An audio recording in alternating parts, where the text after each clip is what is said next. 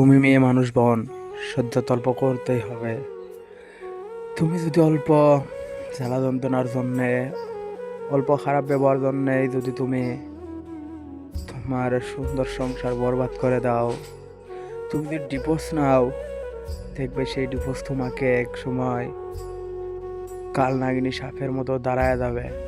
তুমি ভাবছো তুমি আজকে ডিভোর্স নিলে কালকে আমার বাবা আমার বাড়িতে আমি অনেক সুন্দর করে থাকতে পারবো, আমি অনেক সুন্দর করে কাটাতে পারবো, কিন্তু সম্পূর্ণই তোমার চিন্তাধারা ভুল। কারণ যে বাড়িতে আজকে তুমি সংসার করতে আরম্ভ করেছো, গিয়েছো, সেই বাড়িতে আজকেই তোমার লাইফ কাটাতে হবে। তুমি সেই বাড়ি থেকে যদি তুমি ডিভোর্স নিয়ে চলে আসো, দেখবে তোমার পুরো জিন্দেগিটাই বরবাদ হয়ে যাবে।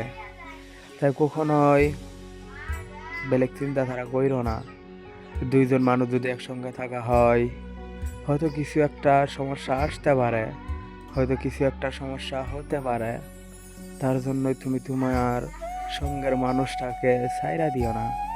তার জন্যই তুমি তোমার জীবন পার্টনার, তোমার লাইফটাকে বরবাদ করে দিও না। তুমি ভাবছো হয়তো আমি ডিভোর্স নিয়ে সুখে থাকবো, কিন্তু সম্পূর্ণই ভুল। তুমি কখনোই সুখে থাকতে পারবে না।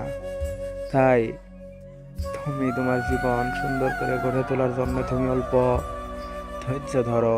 দেখবে একসময় তোমার পুরো লাইফ, পুরো জিন্দেগি একেবারে অনেক সুন্দর হবে, একসময় অনেক ভালো হবে।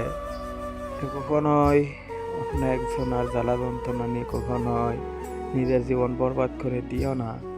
হয়তো সে একটু আজ খারাপ ব্যবহার করতে পারে, দেখবে একসময় সে অনেক ভালো ব্যবহার করবে।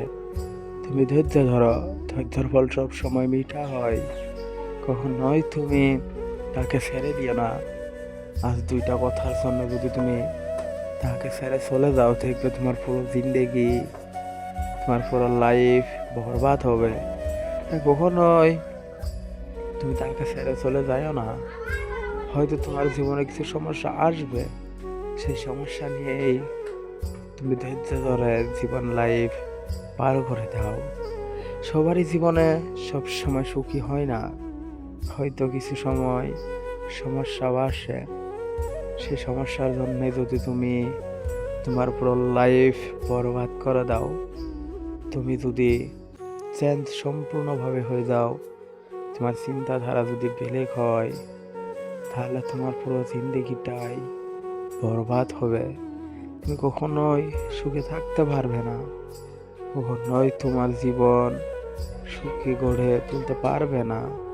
আর যে মানুষটা তোমার সঙ্গে খারাপ ব্যবহার করে, হয়তো এক সময় সে বুঝবে তোমার মতো সে আর কখনোই ভালো মনের মানুষ পাবে না।